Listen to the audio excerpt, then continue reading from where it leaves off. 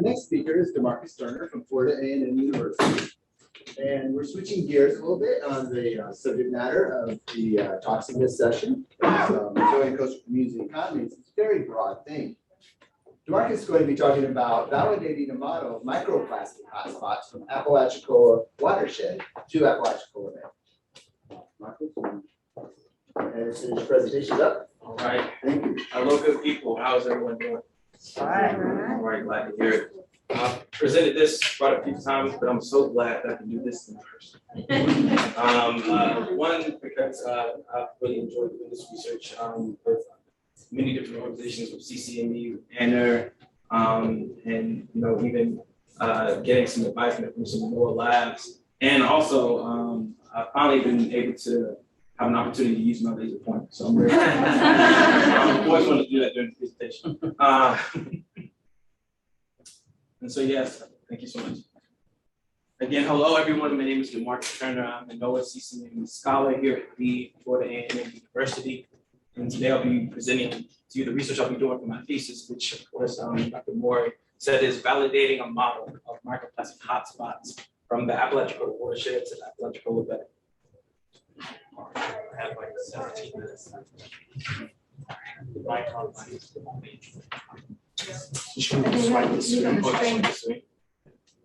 This is Sediment. Okay. All right. So, in doing this research, but before I had absolutely no clue what microplastics were, I knew that they were in the environment. That's about all that I knew. So, of course, I had to start at the very beginning with the history of pollution in general to get an overall understanding if microplastics themselves are defined as pollution. So just go over some history. I don't want to bore anybody, but pollution pretty much what we understand started during the Industrial Revolution in the mid-19th century, but the effects of the Industrial Revolution weren't felt until the middle of the 20th century. We're being introduced to water and air pollution. In the 1960s, however, we had concerted efforts, some legislation and awareness being brought forth, so people are aware of pollution generation in many forms and many types of environments. And the most notable legislature, the Clean Air Act of 1970, followed by the Clean Water Act of 1972.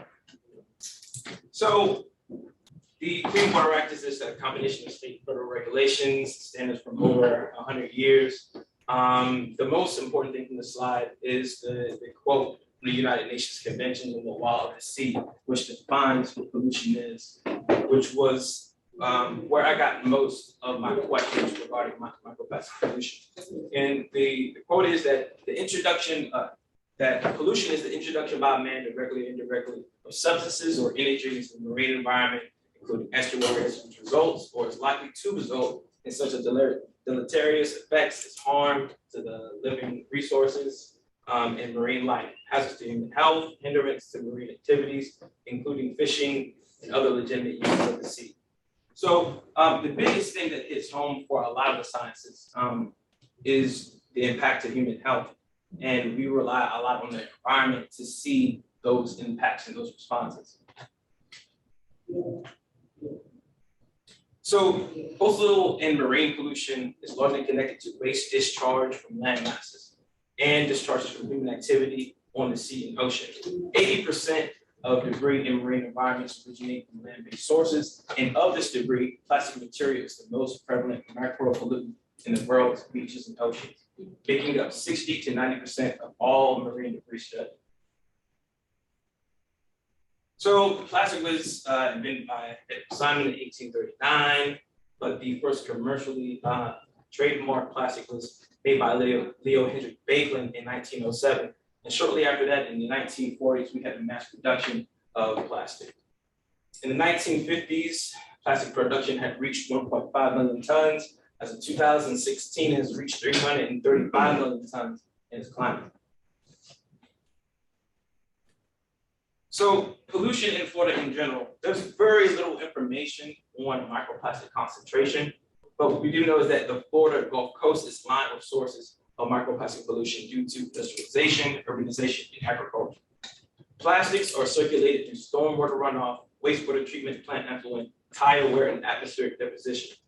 In a recent study done in 2019, estimated that Tampa Bay contains approximately 4 billion particles of microplastic. So this is my area of study, my field of study, the Apalachicola River Basin, which is part of the Apalachicola Chattahoochee Flint River system. I spent about 5 minutes trying to get that. So it's formed by the convergence of the Chattahoochee and Flint River systems at the very top, leading to Lake Seminole, and I'll show you where that is on my model. The Apalachicola River is the largest river according to flow, and it's the most active estuary in Florida. And so one of the things that I noticed about this particular area of study is that it contains a lot of federally protected nature or wildlife reserves. And so this is why this certain area is a really big importance to me, especially when you try to compare it to different areas like Tampa Bay or some of the areas that I've also sampled in the Gulf of Mexico. So the Apalachicola River drainage basically flows directly to the Apalachicola Bay estuary and assists a profitable commercial and recreational fishing industry. And while I was doing this research, a release had gone out that one of the things that they were shutting down was oyster fishing, and which is a very big part of that community. A lot of people are impacted by those closures. So the most interesting about microplastics, besides sitting there being plastic and polluting the environment, is of course their compositions, whether it be physical or chemical. So microplastics is generally accepted anywhere between 3 to less than 3 to 5 millimeters in length. So then you also have mesoplastics and macroplastics. Then you have different physical properties of microplastics, which are jagged edge, hard fragments, or hard round micropellets, thin fibers, styrofoams, and of course, the most interesting properties are chemical properties. These are the 7 commonly found chemicals that plastics make up. And at some point in my experiment, part of the experiment I'm trying to get to now is to get the chemical compositions from these microplastics. And in the slide, you have some examples of microplastics. You have some jagged edge pieces right there. You have some filaments. Filaments are annoying to deal with. You have some styrofoams here, and also some films. So these are blown up, which you would see in a microplastic. I'll show you exactly what they look on filtered paper as I'm observing them. So to go back to the ACF Basin, it covers 3 different states: Georgia, Alabama, and Florida. And it runs approximately 107 miles to the Apalachicola Bay. As I stated, it has constant urbanization development that's reflected by the growing demand of water resource. Upstream development ensues an increase in point source pollution from industries and wastewater treatment plants, and non-point source pollution from urban developments. The growing demand of water is correlated with the increasing growth of upstream populations. So due to the size of microplastics, marine fauna as small as plankton can consume not just the microplastic alone, but also the toxins within them. Meaning that microplastics can reach such a small size that they impact organisms at every trophic level. So the impacts of the aquatic food web, this impacts the aquatic food web from the bottom up. Zooplankton that may consume microplastics are preyed on by predators. Other potential wildlife, as I stated, are oysters and fish in the Apalachicola Bay. Oysters specifically are sensitive to changing environment and are likely to be negatively impacted by microplastic generation and distribution into the bay. And also, in addition to Georgia is, of course, becoming increasing population. And what we're seeing now from the Apalachicola River is with that increase, they're using more fresh water, which means that more salt water is coming from the bay into the river itself, which of course is not good for the estuarine fauna, flora and fauna there as well. In addition to impacting the aquatic and terrestrial predators. And I have more information on that as well, if anybody asks a question about the predators. So the purpose of this research So presently in the ACF Basin, there's little known about microplastic abundance, accumulation, distribution, and variety. The purpose of this study is to validate a model, and the model was created by a member of my committee, Dr. Rebecca De Jesus, a Louisiana associate professor at Louisiana State University. So she used GIS software to map out microplastics. I am the lucky person who just go in the field, basically, find some truth and evidence that our model works. And so when we're comparing this model that tracks generation of microplastics, primarily microplastic hotspots, is we're looking to assess the presence or absence of microplastics in the sediment and water samples and determine the density of microplastics in the sediment and water samples. So this is the model that Dr. Rebecca De Jesus had given me. She not only did it for the Apalachicola Bay, but she has done it for the entire United States. So you can actually see what projected microplastic hotspots are within an environment. And so this pretty much tracks the microplastic emissions in the ACF watershed in units of kilograms per day, with the darker color being the highest of microplastic generation. So the highest so far is in this area. And I guess I'll speak now why that is important, because this green dot right here is an ACF dam. And one of the first questions that went around amongst my community is that if this dam serves as a microplastic sink, being that we see an increase of microplastics here, but a decrease of microplastics here by the projection, those are one of the things that we're looking out for. And I'll get into the other questions, the few that I was allowed to keep in this presentation in a minute. Okay, so now I'm going to go into some of the field methods that I used. So the first sample site started just before the dam that I just showed you previously, the Jim Woodruff Dam. And it started in Silver Lake and leads all the way down to the Apalachicola Bay. Sediment samples were collected using a stainless steel phonograph, collected into glass jars. In the water samples were collected in a similar way, but using a different system with simply a metal bucket and a plankton tow net, which one of my community members was so nice to include me. They said, "Hey, why would you want to, plant plankton tow net, potentially lose it, when all you need to do is get a metal bucket, scoop it out of the river, and pour it into the plankton tow net?" And we were able to get a concentrated sample from the river in a small 250 milliliter glass. A glass catchment system that was attached to the end of the plankton tow net. So also we collected the sediment grain size because there were some questions that were circulating around that, and if it affected the microplastics generation at the bottom of the riverbed.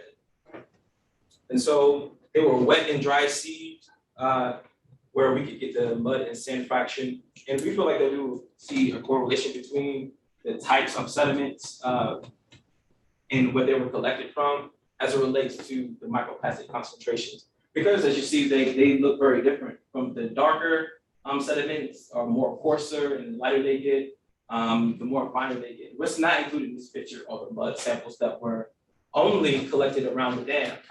And so they weren't included because I was at the time still working on them, and there was very little left after I processed them. And for the separation of the microplastics, I used a density separator. I'm gonna try to go through that really quickly. I was, from the fine folks that entered the Apalachicola National Environmental Research Reserve, they let me borrow their density separator. And it's very simple.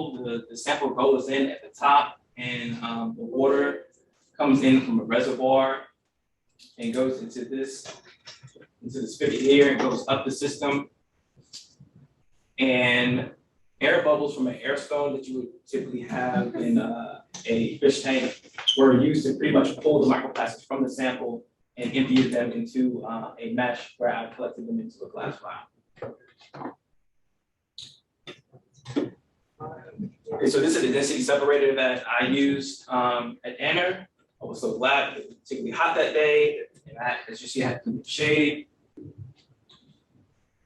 And so each of the processed sediment samples and the water samples were taken through vacuum filtration, and they were put on about 20 centimeter in diameter filter paper, and they were examined under the microscope.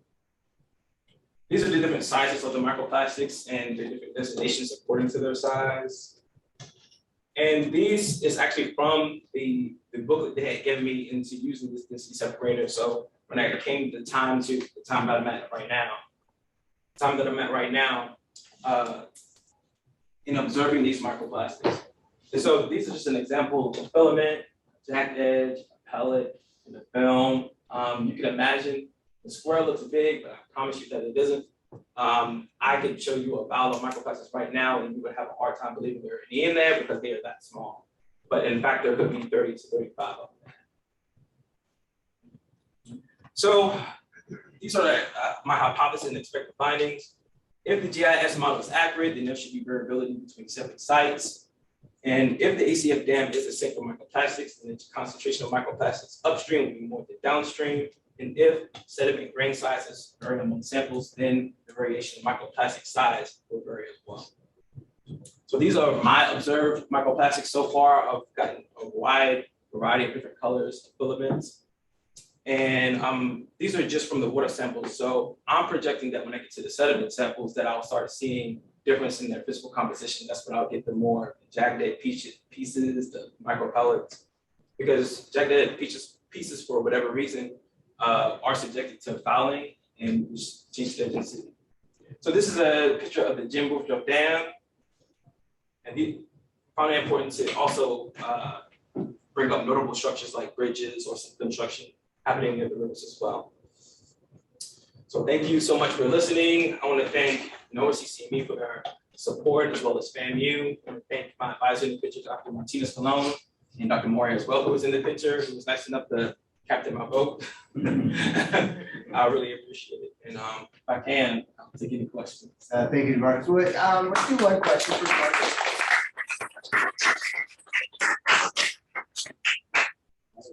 Hey, nice presentation. One of your objectives was to look at sediment grain size as it relates to the plastics. What is your hypothesis in terms of the relationship between the grain size? My hypothesis for the moment is that the coarser the sediment is, the less likely it is to settle at the bed, because we noticed that, at least with the mud samples anyway, I just noticed how goopy it was. As microplastics get to, I noticed that as they get to the bottom of the seafloor, that's where we're seeing most of where the microplastics are. They aren't remaining within the water column. They aren't remaining even at the surface water. That they begin, of course, in the water column and at the surface water, but they inevitably end at the seafloor. So being that there is a variation in the sediments, I believe that most of the microplastics can be found around the dam as opposed to along the Apalachicola River. So smaller silt-plated particles, greater density. Yes. Thank you, DeMarcus. All right, thank you.